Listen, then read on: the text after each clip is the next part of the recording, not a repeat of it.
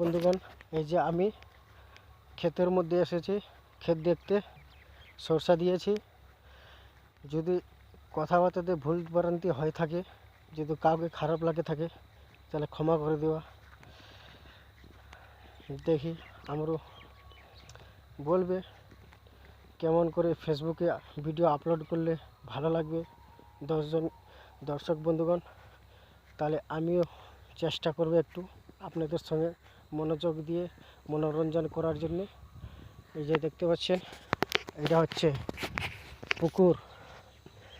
এই যে পুকুর দেখতে পাচ্ছেন, এখানে মাছ চাষ